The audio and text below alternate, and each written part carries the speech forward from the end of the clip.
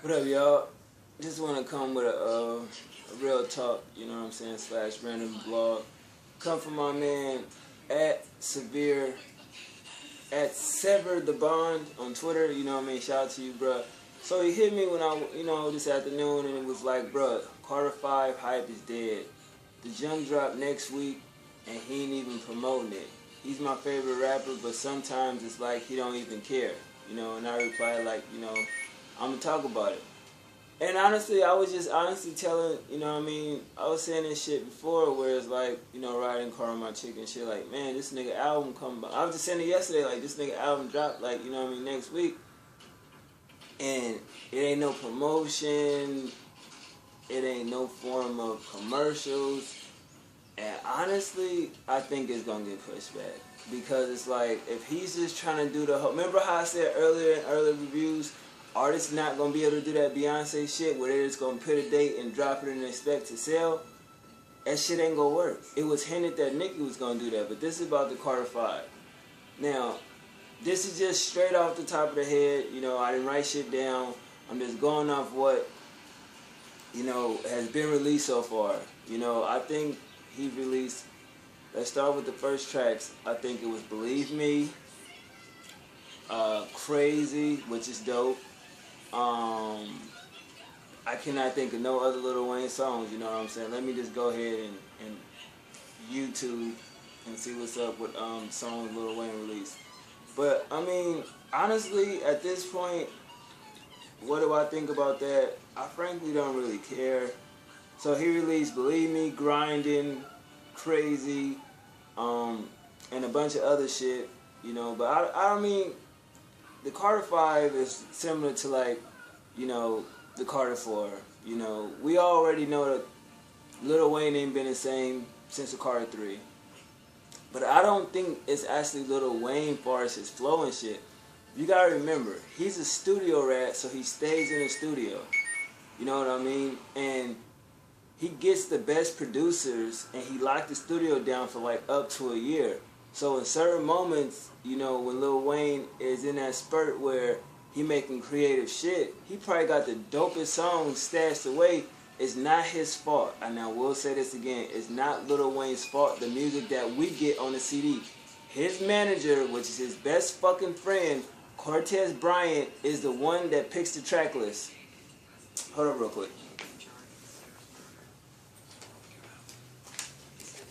This is the new G in the magazine, right? And it's an article in here on this nigga, Cortez Bryant, which basically says that he does the whole picking of the track list and all this kind of fuckery. So this is why when we got the Carter 4, everybody's looking at it like, oh damn, this don't really sound like a Lil Wayne album, it sounds this and that. You see this shit?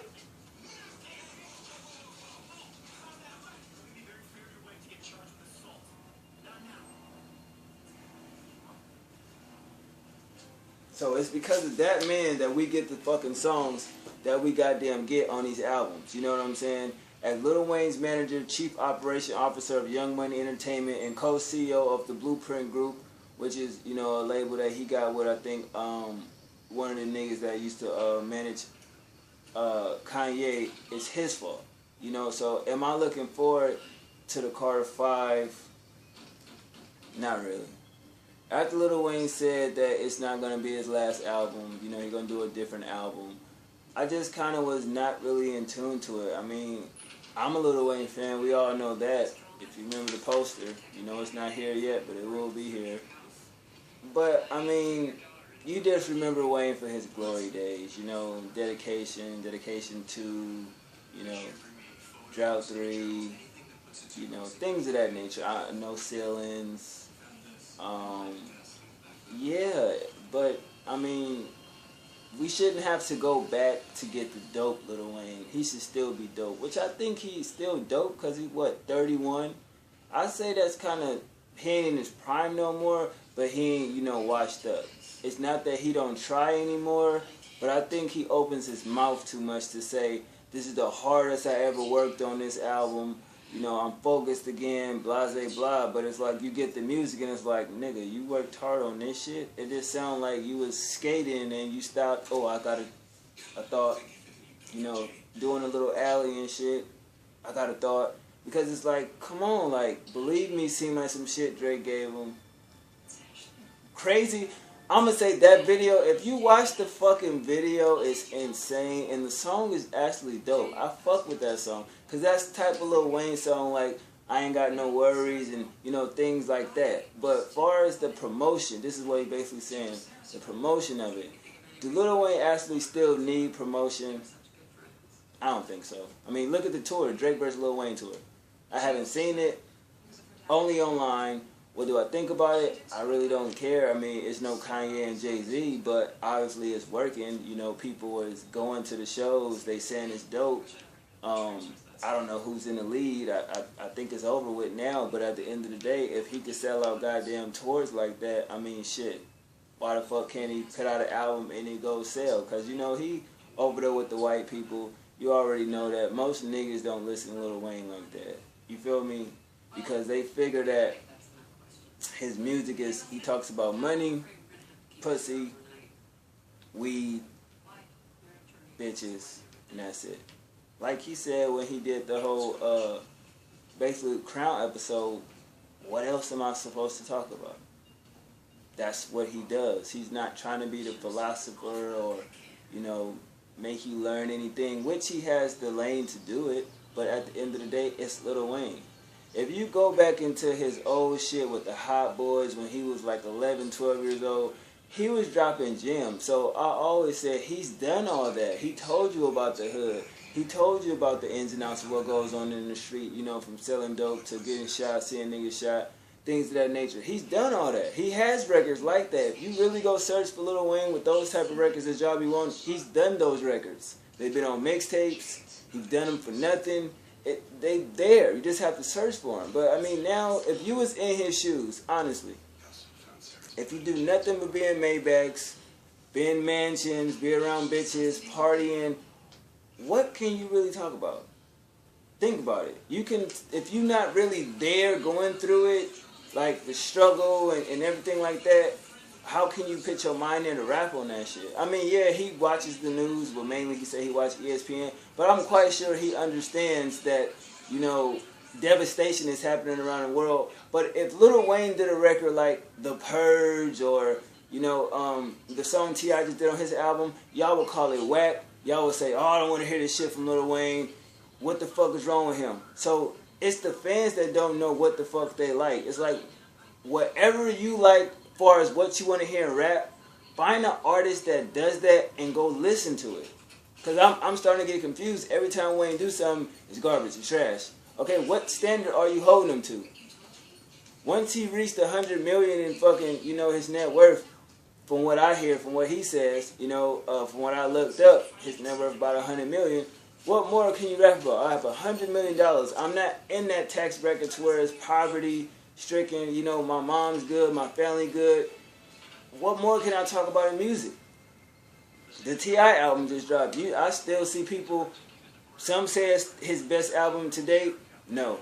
King or Urban Legend or Paper Trail, well, you can say those are some of his best albums. This one is good, you know what I'm saying? It shows he still got it. But at the same time, it's not his best work. You can't put this next to King and say this shit is better than King. I'm sorry. You know, but Lil Wayne, I mean, his catalog, you look at it, if you really pay attention, or you do like I do, I start from the beginning of a person's career, which they first CD, and if you have the whole catalog, play them all through. And if you listen to them and it's all the same, that shows the artist doesn't have no growth, and that's kind of whack because you're supposed to evolve as an artist. You don't get stagnant or you try to recreate something you did before. Now, as long as I've been listening to Lil Wayne, I ain't never heard him do something that he's done before. Call me stupid, but I've never seen that. Even when Kanye was in interviews where it's like you have artists trying to recreate their first album. That's why you have this part 2 or this part whatever. You can't recreate that, so move on. That's why you see Kanye, he never had a part 2 of no album. That's called evolving. Of course, if you do a series, you have to do that. But sometime when you do a series like No Shade to the Game, he's doing a documentary too. That's just trying to recreate the buzz of the first one. Because if that was the case, you was going to do that. Your first 2 albums should have been a documentary, the documentary 2, you know, documentary 2, the Doctor's Advocate, documentary 3, the, you know what I mean, so forth and so on, and then go into LAX and then so forth and so on. You know what I mean? That's how you do that. You do a series. But to just backpedal off some shit you already did is kind of whack. But, you know, I'm not jumping off subject. I'm just saying, like, I don't know, man. Lil Wayne, Carter 5, I mean, nobody's even talking about it. I mean, when I first seen the cover where it was just the number, I thought that was dope. And then when he picked the cover out, you know, I was like, oh, okay, this is not the best cover. It's his mom, no disrespect, that's cool. A lot of people threw shade at that. But, I mean, I feel the same way my boy said, you know what I'm saying, on Twitter. It's like, it's no promotion behind it. But what can we do about that? There's nothing we can do about that. You know, if he feels like he's too big of an artist and he's too busy to, you know, promote it, we can't get mad at that. But what we can expect to see is if it gets pushed back, we know why. Because he's going to feel like it wasn't promoted right or it won't sell.